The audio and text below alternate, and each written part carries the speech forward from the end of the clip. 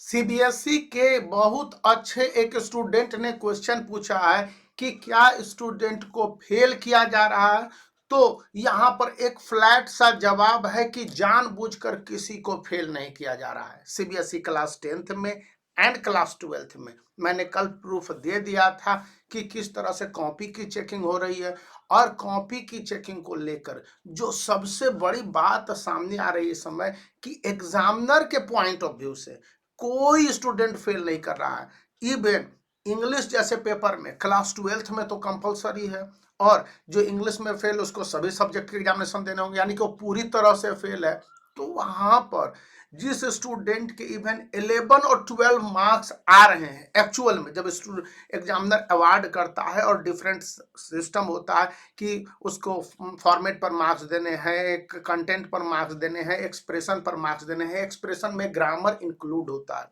वहां पर यह बात ध्यान रखा जाता है सीबीएसई क्लास 10th के स्टूडेंट के लिए और क्लास 12th के लिए भी कि स्टूडेंट को खींच तीर के पास कर दिया जाए। अब यहाँ पर पास किसको किया जा सकता है? पास तो वही स्टूडेंट न करेगा जिसके मार्क्स अगर 1 आएंगे तो 10 किया जा सकता है, 2 आएंगे तो 20 किया जा सकता है, 3 आएंगे तो 30 किया जा सकता है। बशर्ते एक कंडीशन है, स्पष्ट बातें सुन लीजिए कि स्टूडेंट को अच्छी तरह से कॉपी भरी होनी चाहिए, कोई नेगेटिव मार्किंग की व्यवस्था नहीं है। लेकिन स्ट्रेंजली सीबीएसई क्लास 10th की इंग्लिश की कॉपी देखिए, क्लास 12th की कॉपी देख लीजिए, स्टूडेंट क्वेश्चन ही छोड़ रहे हैं। सीबीएसई क्लास 12th में जो मैंने देखा कि क्वेश्चन नंबर 6 छोड़ा हुआ है, क्वेश्चन नंबर 13 छोड़ा हुआ, 13 नंबर क्वेश्चन तक था। उसमें बहुत सारे इंटरनल ऑप्शन भी है। आपको इंटरनल ऑप्शन में कुछ नहीं आ रहा था, ए बी सी डी भी तो भर देना था, वो भी नहीं भर रहे हैं। अरे इसमें जाता तुम्हारा क्या था?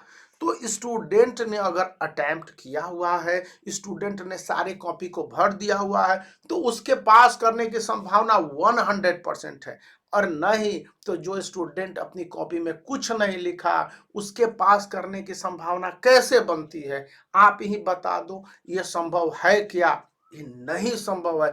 इसलिए रेयर ऑफ द रेयरेस्ट, मतलब कि दुर्लभ में से भी एक आध दुर्लभ केस ऐसे निकल रहे हैं कि एक स्टूडेंट जब पूरी 200 400 500 कॉपियां चेक हो रही हैं तो उसमें से एक आध स्टूडेंट फेल कर जा रहा है। एक आध, मैंने शब्द बोला है, मतलब यह हुआ कि मैक्सिमम प्रयास उससे किया जाता है।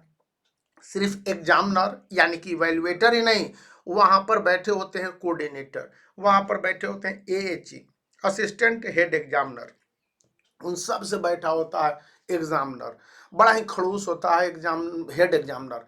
एएचई तो मान लिया भाई जिसको एग्जामिनर के साथ तालमेल बैठाना है तो वो मिल बैठ के काम करते हैं, लेकिन एचई नहीं होता है। लेकिन इवन एचई तक उस कॉपी को देखता है और देख के कहता है कि हाँ जहां भी मार्क्स बढ़ाए जा सकते हैं, जैसे कि राइटिंग सेक्शन है, राइटिंग सेक्शन में आप क्या लिखे हो नहीं लिखे हो, फॉर्मेट पर 1 मार्क्स, कंटेंट पर 1 मार्क्स और एक्सप्रेशन पर 1 मार्क्स, एक चीज आती है आउट ऑफ 5 मार्क्स। लेकिन वहां पर क्या किया जाएगा कि कंटेंट पर 2 मार्क्स दे दिया जाएगा, फॉर्मेट और एक्सप्रेशन पर तो मैक्सिमम आप 1 ही मार्क्स दे सकते हैं। तो इस तरह से मैक्सिमम कोशिश टीचर के लेवल पर की जा रही है। अब ऐसा कोई स्टूडेंट अभागा होगा, अभागा मतलब अनलकी, जो कि वो फेल कर जाए अगर उसने कुछ ना लिखा होगा। तो आमतौर पर, और यह बात जो मैथमेटिक्स में है मैं बाद में बताने जा रहा हूं, क्योंकि वहां पर मैथमेटिक्स की कॉपी की चेकिंग होती है तो कॉपी की चेकिंग करते करते इधर उधर चला जाता हूं, तो वहां पर प्रोसेस देखा जा रहा है। या फिर फिजिक्स की कॉपी की चेकिंग है तो वहां पर यह देखा जा रहा है कि किस तरह से स्टूडेंट ने आंसर को प्रोसेस वाइज में लिखा है। अगर आंसर को कुछ भी अटेम्प्ट किया है और कंसर्न भी है तो मार्क्स दे दिए जाएंगे। अब स्टूडेंट यहाँ पर चिल्लाए कि हमने सभी क्वेश्चन के आंसर लिख दिए और वहां पर जाने के बाद पता चले कि उसके आंसर ही नल एंड वॉइड, मतलब कि यूजलेस है, तो कैसे मार्क्स दिया जाएगा? सोचने वाली बात है। इन बातों को समझिए कि टीचर के लेवल पर गड़बड़ी नहीं है, लेकिन एग्जामिनर हैं, एएचई हैं, ये दोनों बंधे हुए हैं बहुत हद तक सीबीएसई के रूल्स एंड रेगुलेशंस से। और सीबीएसई का रूल्स एंड रेगुलेशंस है, मैं 1 मिनट के लिए दिखला देता हूं वो डॉक्यूमेंट। देखिए किस तरह से मार्क्स दिए जाने हैं, और अगर इस फॉर्मेट को नहीं फॉलो किया जाएगा तो मार्क्स नहीं दिए जाएंगे।